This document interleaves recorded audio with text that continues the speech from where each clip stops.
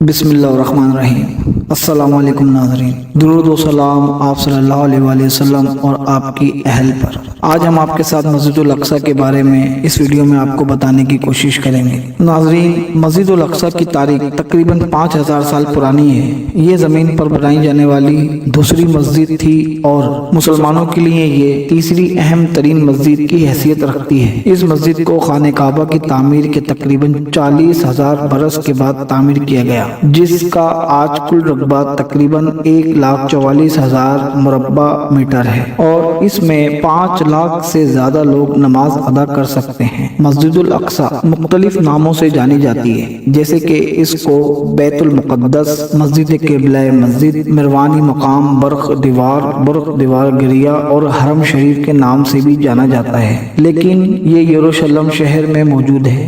اس خاص مسجد کی تاریخ آخر ہے کیا، اس کو کس نے بنایا اور کن کن حالات سے گزرتے ہوئے آج اس کے دور تک پہنچی ہے۔ آج کی اس ویڈیو میں ہم مسجد الاقصی کی تاریخ حضرت آدم علیہ السلام سے لے کر آج تک کے دور تک کے بارے میں ڈسکس کریں گے۔ حضرت آدم علیہ السلام نے مسجد الاقصی کو سب سے پہلے خانہ کعبہ کی تعمیر کے 40 برس کے بعد بنایا تھا۔ آدم علیہ السلام کے بعد یہ مسجد نوح علیہ السلام کے دور تک ایسی ہی آباد رہی اور موجود رہی، اور پھر طوفان نوح کے بعد باقی تمام دنیا کی طرح یہ مسجد بھی مدھم ہو گئی۔ اس کے بعد حضرت عیسیٰ علیہ السلام کی آمد سے 3000 سال پہلے اس مقدس شہر کو کنعان کے لوگوں نے یعنی پیوسیوں نے آ کر یہاں پر آباد کیا، اور اس سرزمین کا نام فلسطین بھی انہی لوگوں کے دور میں رکھا گیا۔ یہ لوگ یہاں پر کئی ہزار سالوں تک قیام پذیر رہے اور حضرت ابراہیم علیہ السلام کے آنے سے پہلے انہی پیوسیوں نے مسجد اقصی کی تعمیر نو کا کام بھی کیا تھا۔ جناب ابراہیم علیہ السلام نے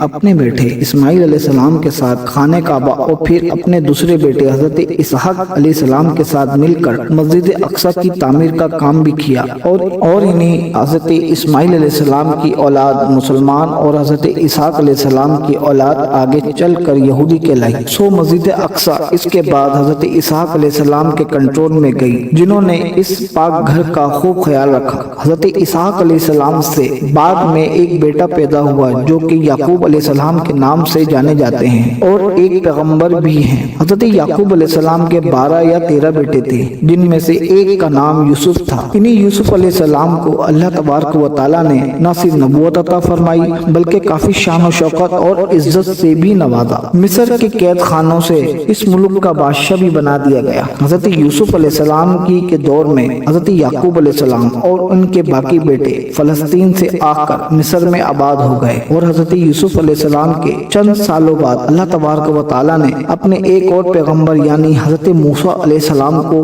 نبی بنا کر مصر میں بھیجا، تاکہ اب یعقوب علیہ السلام کی اولاد کو فرعون سے بچائیں اور بنی اسرائیل کو صحیح راستے کی ہدایت کا کام کر سکیں۔ لہٰذا بنی اسرائیل حضرت موسیٰ علیہ السلام کے ساتھ فرعون سے بچ کر مصر سے نکلے، اور یوں بنی اسرائیل ایک بار پھر سے فلسطین میں آ کر رہنے لگے۔ اس کے بعد داؤد علیہ السلام کا دور آیا اور انہوں نے پھر سے مسجد الاقصی کی تعمیر کا کام شروع کیا، جو کہ اس وقت صرف چند کھنڈرات کا ایک حصہ رہ چکی تھی۔ حضرت داؤد علیہ السلام نے مسجد اقصی کی تعمیر کا کام شروع کیا تو مگر وہ اپنی زندگی کے اندر ہی اس کو مکمل نہ کر سکے، لہٰذا انہوں نے اس کام کا ذمہ اپنے بیٹے جناب سلیمان علیہ السلام کے ذمہ کر دیا۔ اب ان کے بیٹے حضرت سلیمان علیہ السلام جو کہ خود بھی نبی ہیں اور اللہ کے ایک پیغمبر تھے، انہوں نے مسجد الاقصی کی تعمیر کو جاری رکھا اور اب آپ ہی نے اس کو مکمل کیا۔ عراق کے بادشاہ بخت نصر نے سن 587 قبل مسیح میں یروشلم شہر پر حملہ کیا اور اس شہر کی اینٹ سے اینٹ بجا کر رکھ دی۔ اس نے لاتعداد یہودیوں کو قتل کرنے کے ساتھ ساتھ ان کی مذہبی صفوں کو بھی جلا دیا،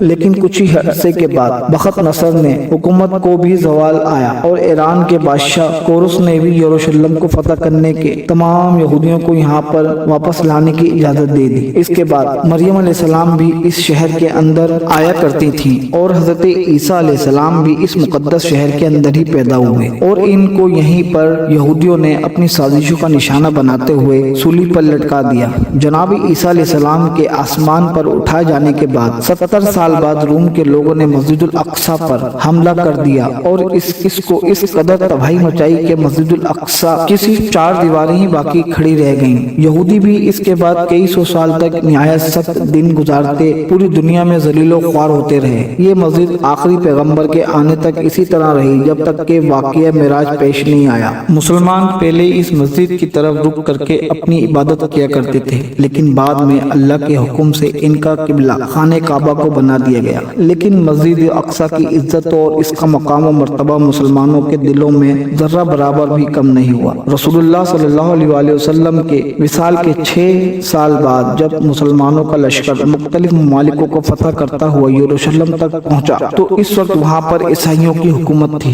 वो लोग मुसलमानों की फौज को देखकर किला बंद हो गए और सुलह के लिए पैगाम भिजवाया और शर्त ये भी रखी कि अगर मुसलमानों के खलीफा खुद आएंगे तभी ये सुलह तय करार पाएगी। लिहाजा इस वक्त के खलीफा यानी हजरत उमर फारूक रज़ी अल्लाह ताला अन्हु इस शहर के तकद्दुस का ख्याल करते हुए खुद चलकर आए और बैतुल मुक़द्दस के हुक्मरान ईसाइयों के साथ मिलकर मुआहिदा किया। इनको ये भी अमान और नामा दिया और इस शहर के अंदर अमन और अमान को ऐसे ही कायम रखा। इस मुआहिदे के बाद हजरत उमर बैतुल मुक़द्दस के अंदर दाखिल हुए और यहाँ पर 2 रकत नमाज अदा की और फिर यहाँ एक मस्जिद बनवाने का हुक्म दिया, जो कि इससे पहले मुनद्दम और सिर्फ मिट्टी का ढेर बन चुकी थी। लिहाजा बनु उमय्या के एक खलीफा जिसका नाम अब्दुल मालिक बिन मरवान था, इसने खलीफा के हुक्म पर मस्जिद को दोबारा से बनवाने का काम शुरू किया। बाद में मुख्तलिफ इस्लामी बादशाहों ने इसकी मुरम्मत और तोसी का काम जारी रखा और इसके अलावा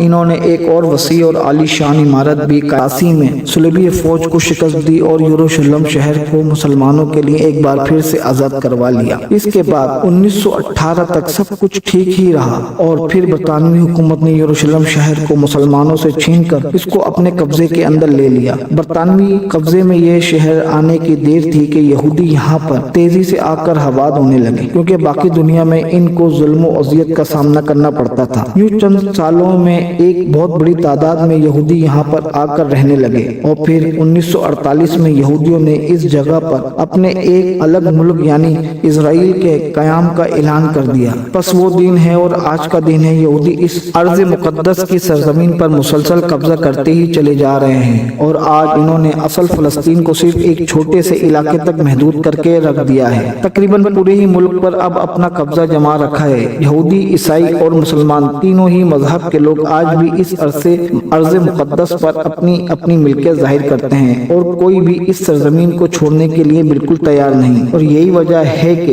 इस अर्ज़ मुक़द्दस को लेकर लड़ाई झगड़े और तबाहियां किसी भी सूरत रुकने का नाम नहीं ले रही।